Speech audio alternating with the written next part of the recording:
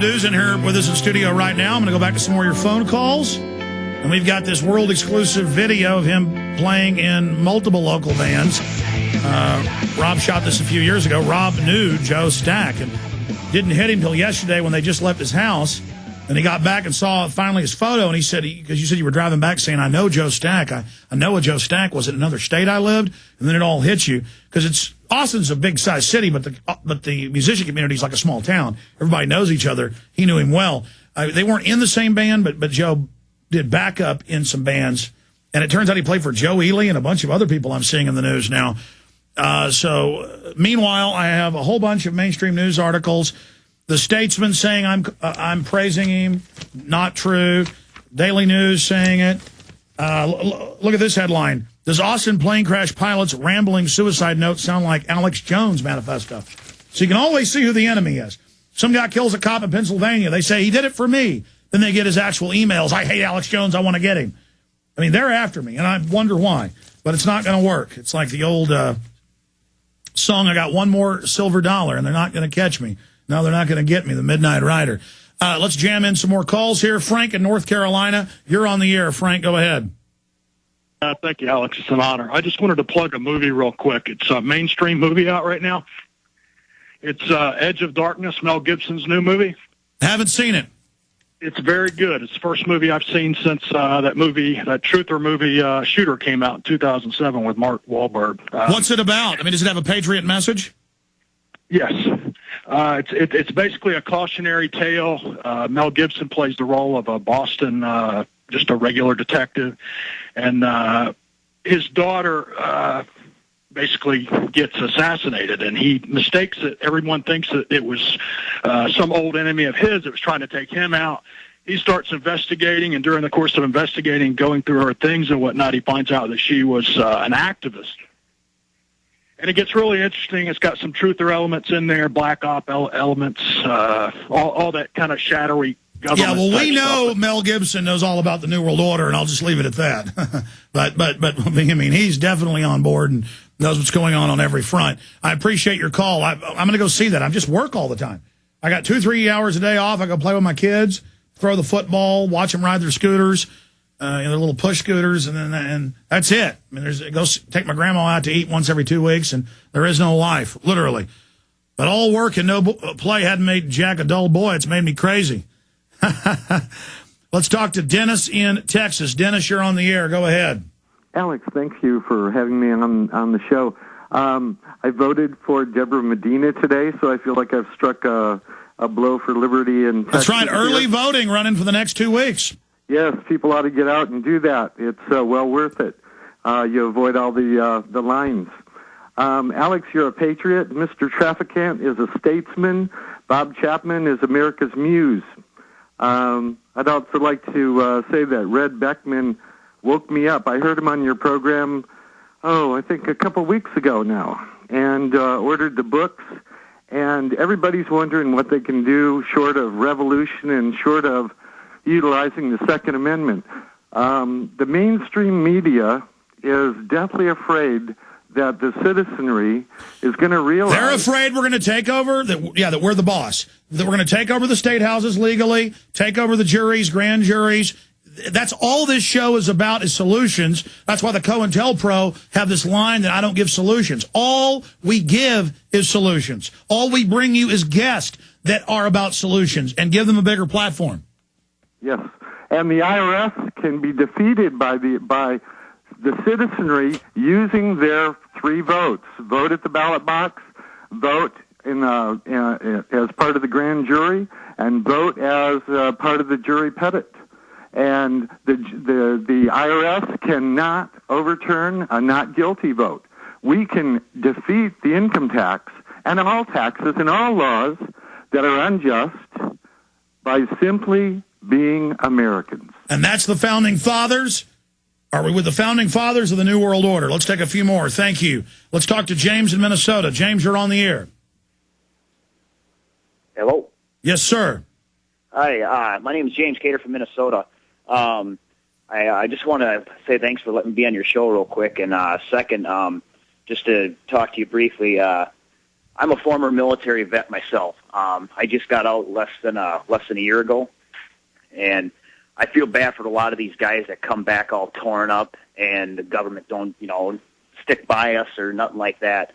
So I just want to say thank you for opening up my eyes. I mean, I already knew that they were crooked as a as a three-legged door anyway, but I want to say thank you for opening up my eyes to more, and plus see if there's any way that what I could do here in Minnesota to spread the word.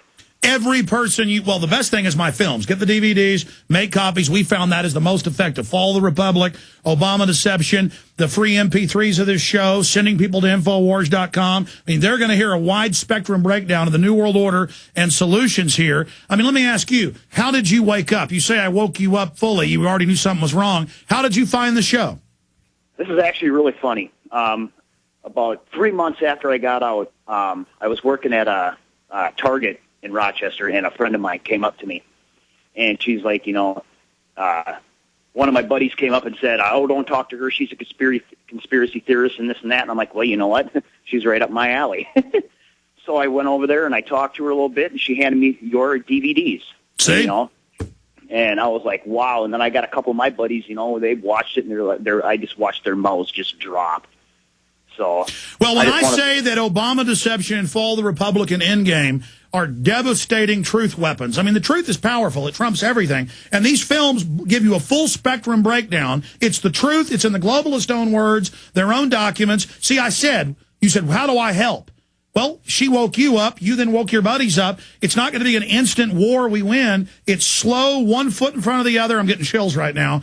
Never stopping. And then, I just got big chills. Having the will to have the enemy crush you. Because here's the deal. I'm a big fish, and they've tried to crush me and it hadn't worked, but they probably will. But I just am happy for this to happen because it doesn't matter. I've already done my damage to them. You have to be fully committed and not care and be confident and focused and have the truth, and it's over. God bless you. Good to hear from you, James, in Minnesota.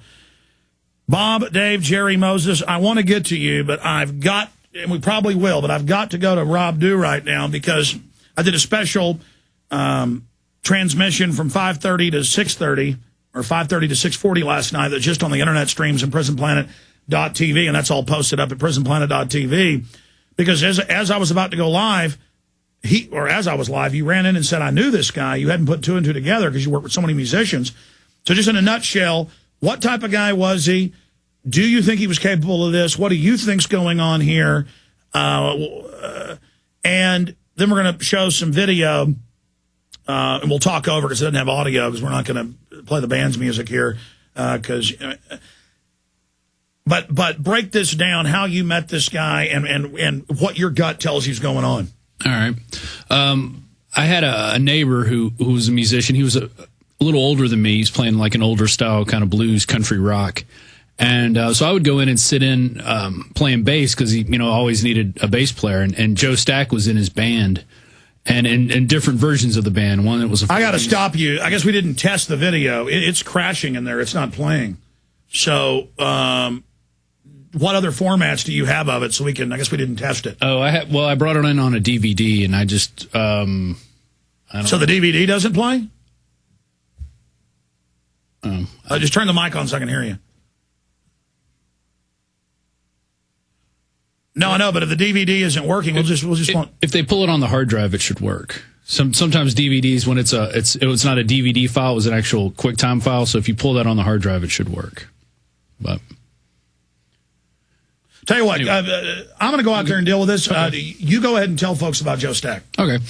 I met Joe a few years ago. This is in the mid 2000s. I was playing bass with a neighbor, and Joe was in the band, and I kind of sat in with the band several times. And so I got to know Joe in practices and playing gigs. And he was a very mild-mannered guy, very clean-cut guy when by South Austin standards. South Austin people, usually are a little more ragtag type group, longer hair and stuff. And Joe, always button-up shirt, clean hair, and glasses, and a real smart guy. He was a software engineer, and I knew he had been doing some software work, and I knew he was a pilot as well. And just somebody who really seemed to have it together when you look at, when you look at different people.